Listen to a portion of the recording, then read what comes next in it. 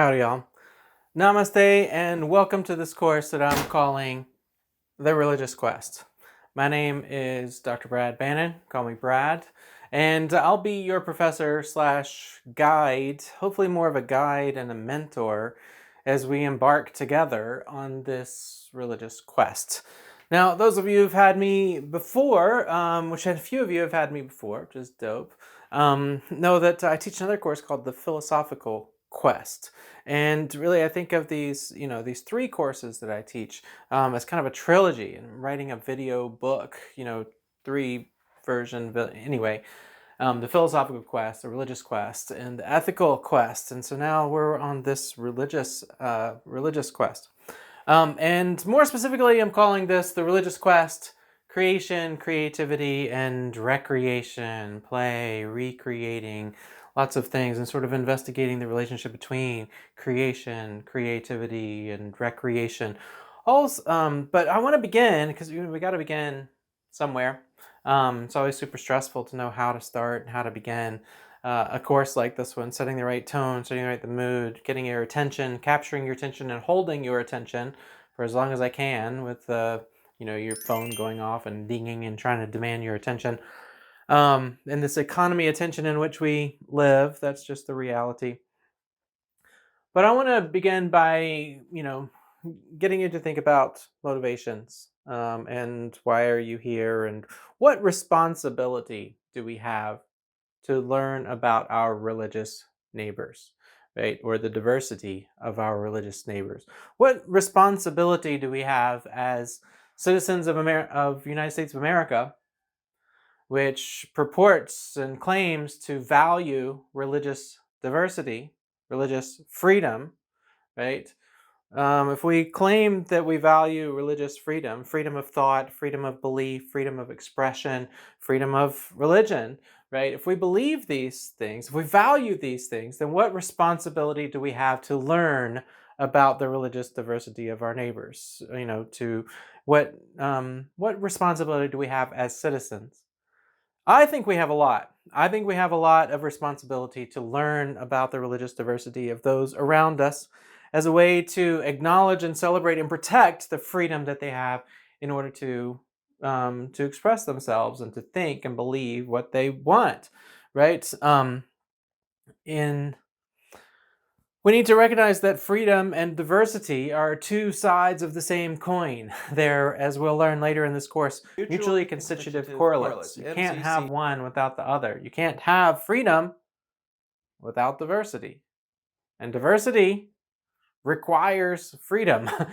Diversity is an indication of freedom, right? So we all have a freedom to think and believe and express our thoughts and beliefs, in ways that don't harm our neighbors, of course. But we all have that freedom to express our diversity in these various ways. So then the question is, do we have a responsibility to learn about our religious neighbors and to appreciate or, tolerate or at least understand their religious diversity so that we can, stand by that belief that people have freedom in these respects. So I do believe that we have a responsibility. This is not a required course at Fitchburg State University. It meets some requirements. Cool. But, I do think that there should be required courses on religion so that we all have any college graduate should have a basic understanding of the religious diversity of the world around us. And understand it as an expression of freedom that we claim to purport. So I do believe that why this course matters a great deal. It also matters a great deal how I teach it.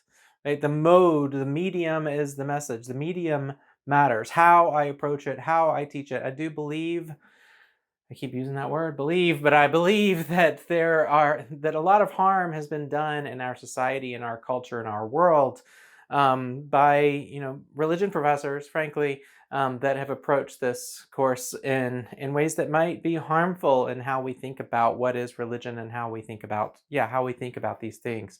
So how I teach it matters, and how I teach it is not the way that everybody teaches it. I teach it the way I teach it. Expect other people to teach it the way to teach it the way that they think that it should be taught. So appreciating that diversity of how it's taught. But I do insist that for all of us, how we teach it matters, right? And so I'll say more about that in this preface to this video book. So how we teach it, what's the mediums of how we learn, right? How we learn anything, but particularly how we learn in a course like this on introduction to world religion or religions, or let's just call it the religious quest. So how we understand this. So as I mentioned, so I really think of this, the content of these videos and these videos themselves that you'll be watching over the next few months, in terms of a video book. So I thought years ago that I really wanted to write a book on philosophy, like an introduction to philosophy book, and an introduction to, like a book that people would use in introduction to world religions kind of course. But there's lots of books like that. Problem with books, there's many problems with books, but one is that people don't really read them, and a lot is that how they approach them, that sort of things. What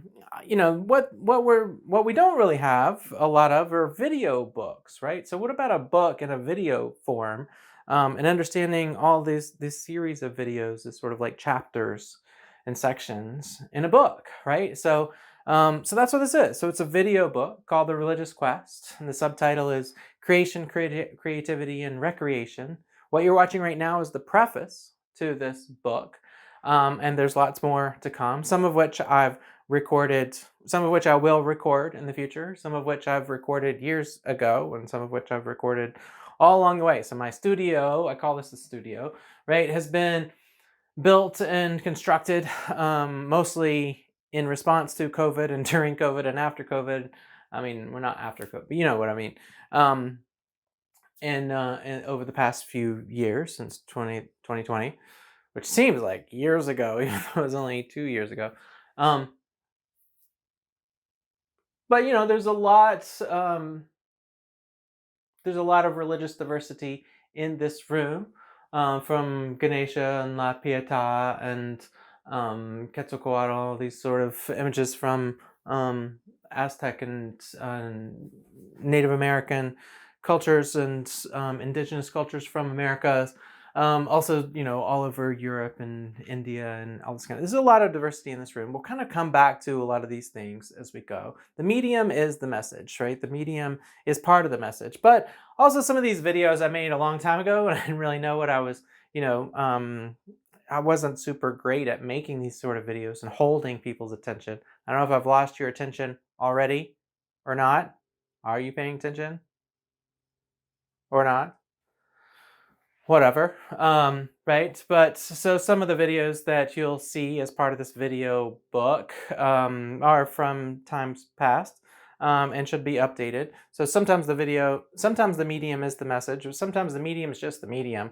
And so, video books is one way to learn. Reading books is one way to learn. Watching videos is one way to learn, but it's certainly not the only way to learn. And we need a diversity of approaches to a subject like this. And one of those approaches is small group discussions, right? Discussions with other people, other questers, other people who are questioning, people who are on this quest, on this journey with you, right? That can help you understand the content and help you talk through things, right? So that you can talk through these things together as part of a small group. If we're meeting on campus in a classroom, then we would have small group discussions, right, where you talk with each other. So we're going to do some of that, even though this is an online course. So you'll meet remotely, with your podcast groups to have little small group discussions. That's a different way of learning. One of the ways I have heard some of my students in the past describe it is like, the videos or the lectures is where I teach, but the podcast discussions, the discussions you have with your peers, are where most of the learning takes place, right? So there's the teaching and then there's the learning. And the learning really takes place in those small group discussions. And those small group discussions aren't going to be filled with learning unless you've watched the videos, right? They go hand in hand. So we've got the video book, these videos that you're watching now. You're watching the preface to these video books, or this video book. It's one mode. Small discussion is another. Your podcast discussion, so I'll say more about that later. But it's another modality, to use a fancy pedagogical word. Another one is individual discussions, right? So it's different like having a one-on-one with me, right? Somebody who's got a lot of education and experience thinking about these things. It's different to have, watching a video than it is having a one-on-one conversation with me. So that's a different way of learning, different mode of learning. So we're going to do some of that for sure. We're going to start when I get to know you. Some of you I already know. Quite a number of you have taken classes with me before, which is way dope. So that we've already got a running start on that front, right? But we can have more meaningful discussions one-on-one with each other throughout the semester. So that's another modality. But another one is class discussions, right? It's different having a discussion with a large group of people where we kind of ask and question and we're all kind of steering this ship like, hey, let's go see that. Hey, let's go see that, to kind of extend the journey metaphor, this quest metaphor, which is in many ways more than a metaphor. But I'll come back to that later. Right, so we'll have some of all these modalities. All that's to say, right, so we have a responsibility to study this stuff. This stuff matters. It's important for us to know so that we can practice freedom and appreciate diversity and that sort of thing.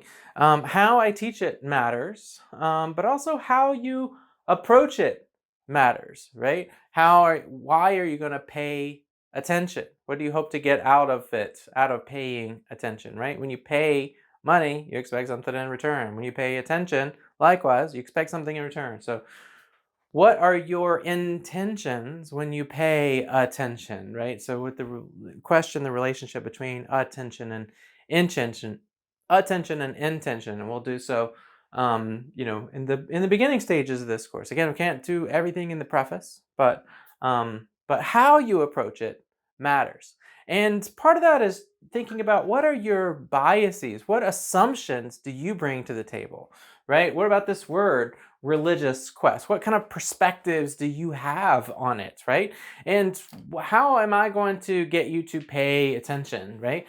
And see things from a different perspective. So one way to do that would be to stand in a studio and just record videos.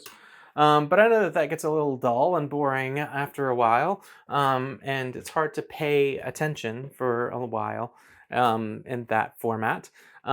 So the medium is part of the message, and to try and get us to think about things and see things from a new perspective, right? What assumptions are you going to have about religion? What assumptions do you already have about religion? Even the word religion, right? Is the word religion, do you understand it in terms of a noun or as an adjective or as a adverb, right? Is the word religion the same as the word religious or religiously, right? I go to the gym religiously.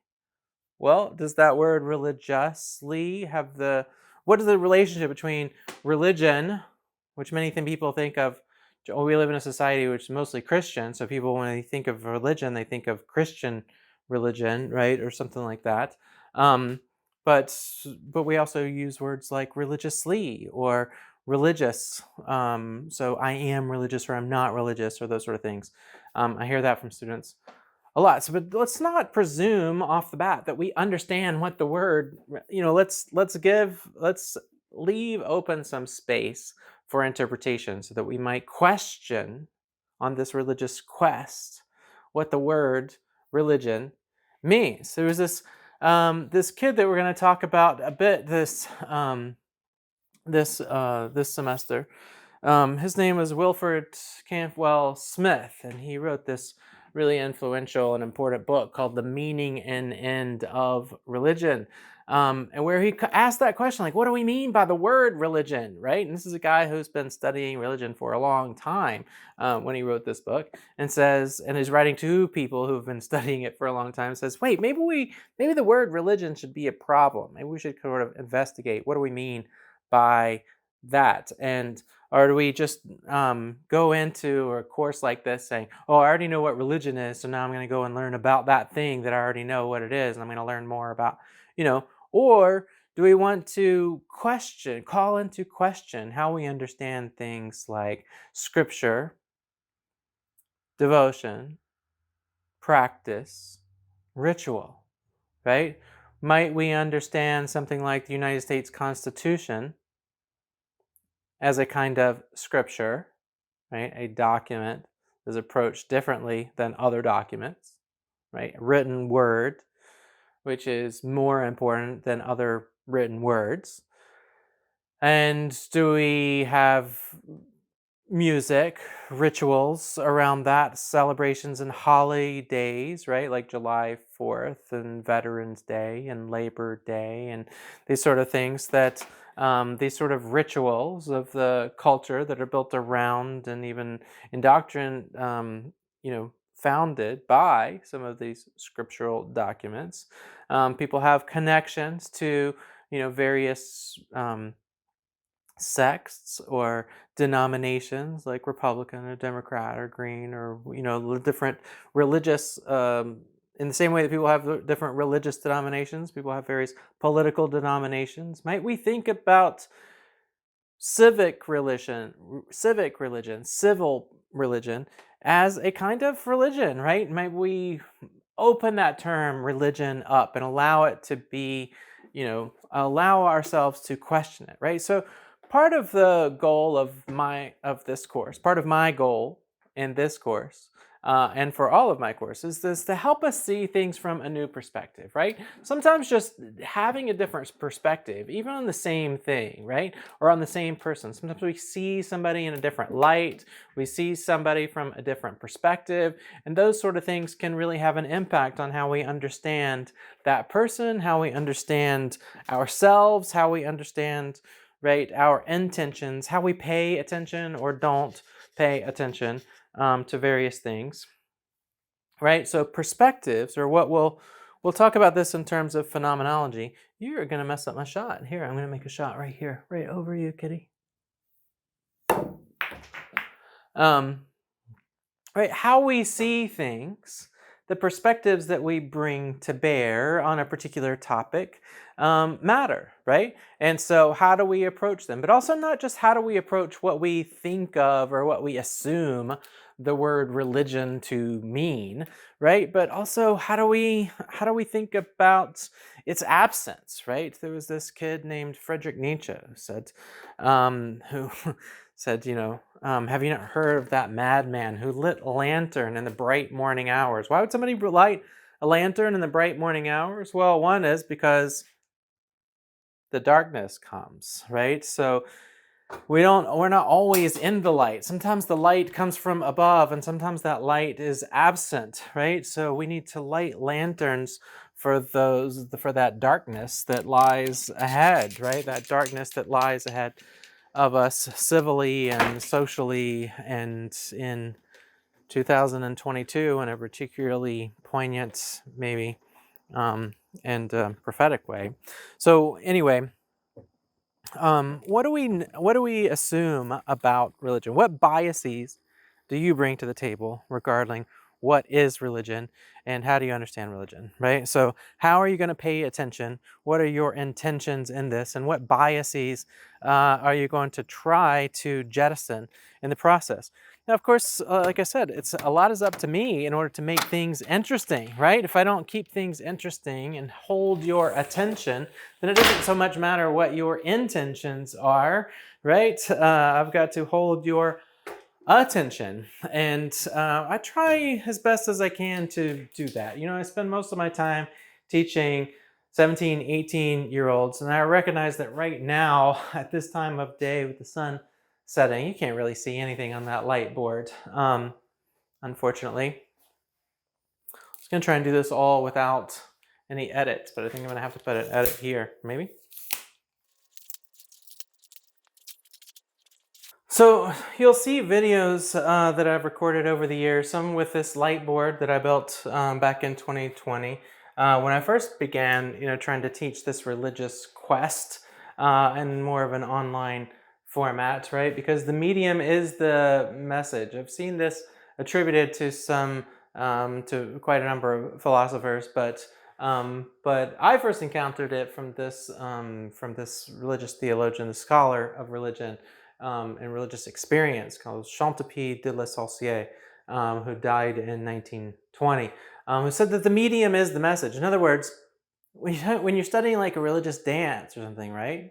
The point of the dance is the dance, right? The point of the dance is the dance. The medium is the message. Or that kid, Wilford Cantwell Smith, that I said a minute ago, he said, the whole point of studying Buddhism isn't, the whole goal of religious studies isn't to understand something called Buddhism.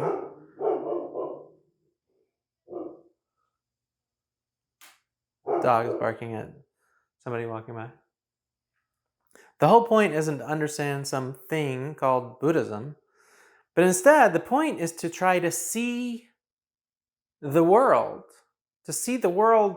around us, to see ourselves and to see the world around us through Buddhist eyes. Okay? There's this other scholar, Gayatri Chakravarti Spivak, teaches at Columbia University, and she said, the whole goal of the humanities in general is to promote what she calls imagined subjectivity, right? To imagine yourself as an other subject and put yourself in somebody else's shoes, to see the world from their perspective, his, her, or their perspective. And sometimes the point of the dance is in the dancing, right? So maybe if you want to understand the dancer, you've got to understand the dance, and the only way to understand the dance is to, I'm not going to dance, but it's to dance, right? So the medium is the message. The medium isn't always the message, but sometimes the medium is the message. And in this this course, so we want to question that term, religion, religious. We'll question it. Is it a noun, an adjective, a verb? And we'll sort of dig into that. But also this word quest, right? To understand questing, this journey of self-discovery, this journey of self-inquiry, right? Where we question our own assumptions about ourselves and about our religious neighbors, and certainly about this word religious or religare and the various ways that it binds us to one another as a community, as a society, the way it binds ourselves to some sort of higher authority or some sort of moral or ethical responsibility to protect the freedoms of our neighbors, for example, right? Or how we understand how it might help us to bind our sort of mind and spirit and body together, right? As yoga does, sort of understanding body and mind and soul. Yoga or joined together, right? So we're gonna go on this quest of questioning and questing and understanding ourselves differently and understanding this world differently. We'll ask questions about madmen who light lanterns in the bright morning hours. We'll certainly investigate things in terms of religious philosophy and that sort of thing, and also in terms of religious practice. We'll also ask questions about what does it mean to live in this world in 2022, and what does the religious diversity around us, the diversity of our religious neighbors, do they have something to teach us? Do they have something to tell us about what does it mean to be human, to practice freedom and to practice ethical responsibility? So are there things that we can learn from our neighbors, not only in terms of beliefs and that sort of thing, questions of ultimacy and ethics, as we might expect from studying theological texts and that sort of thing.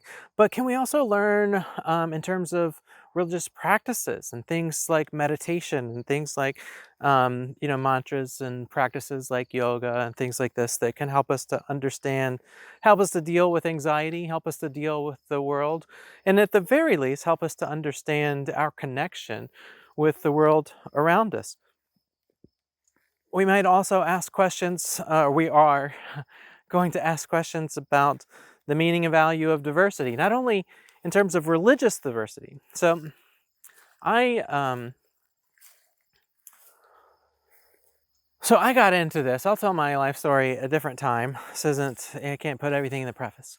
Just got to start somewhere, and so this is where we're starting. But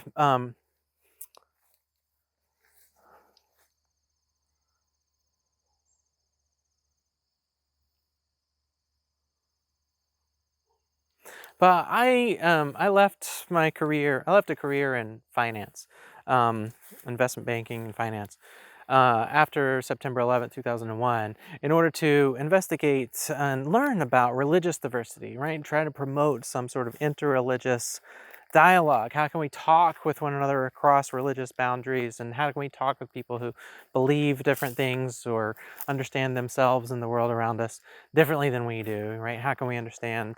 How can we talk with one another across religious boundaries? Right? Interreligious dialogue. It's what I wanted to do, um, and that led me down this path um, of discovering or asking questions about what is the nature of, what's the value of diversity itself, right? How do we understand, what is the point of diversity? Why is everything so different? Why are everybody so different, right? Coming at it from a theological or religious perspective, understanding it in terms of, um, you know, why did God create us all so different? Why is everything so different? There was this philosopher that I wrote a book about, that said, the ultimate question is, why is there something rather than nothing? That's an interesting question for sure.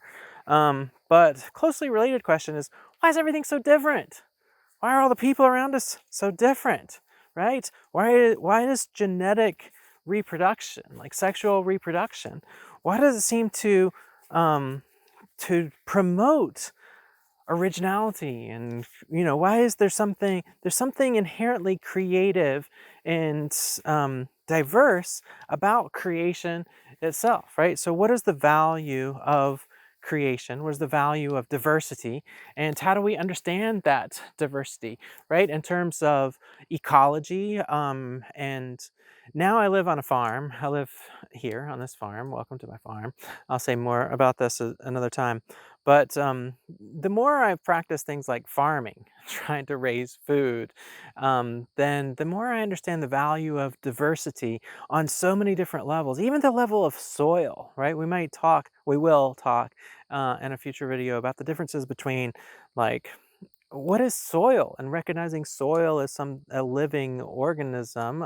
It's not an organism, but as a soil that's there's a difference between soil that's living and soil that's not living, right? Soil that's not living we call sand, but soil that is living is like filled with all of this widely diverse millions of organisms in just a small handful clump of soil, right? So understanding diversity is something inherent to life, inherent to so then asking questions about what is the value of diversity for us as a society, and understanding religious diversity as having something to say about that and also being an indication of it. But you know what? I think I am getting ahead of myself. We've got to start somewhere. This is the religious quest, right? And this is just the preface. I'm trying to fit too much into this preface, and hold your attention for as long as I can. But we've got to start somewhere, right? And so we're not even begun yet. This is just the beginning of this quest, but the beginning must be begun again with all of the strangeness and darkness. Let's not assume that we understand what religion is before we even start to study religion, right? It's not to presume whether we are or aren't religious before we sort of question what is the meaning of that word? What do we mean by that word? And culture and cult and cultic practices, and the relationship between culture and, you know, religion. Anyway, we've got to start somewhere. I'm going to start here. So the next video that you'll see is a video of me sitting here and beside my pond on a different day, but sitting here. And because we've got to start somewhere, let's start here, and let's start in a way that that many Indian scholars, Indian religious practitioners begin um, with a mantra that reminds us that we are in this not alone, but to study religious diversity or to study anything that we're studying in this semester, it's to study it saha, together. Sahana vavatu, together. Together, let us be protected by what we're learning. Together, let us understand this religious diversity which we're embarking now, this religious quest that I invite you to follow me on, that I invite you to guide me on, that I invite you to embark on with me throughout this fall semester in 2022. I hope you enjoy it. I hope it holds your attention. I hope you find it meaningful and valuable beyond just some bullshit grade or whatever like that. But instead, I hope you find it that the intentions, that you bring a certain intention to it, a certain sense of responsibility to learn about our religious neighbors, and a certain responsibility to question and understand the value of diversity and the relationship between diversity and freedom. And if we claim to value freedom, then we must, I believe, is that word again, value diversity, or at least understand the relationship between freedom and diversity.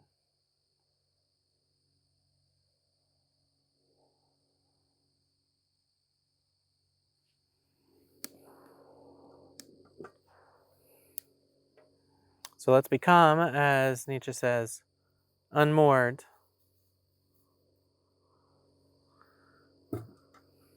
and begin again. Namaste.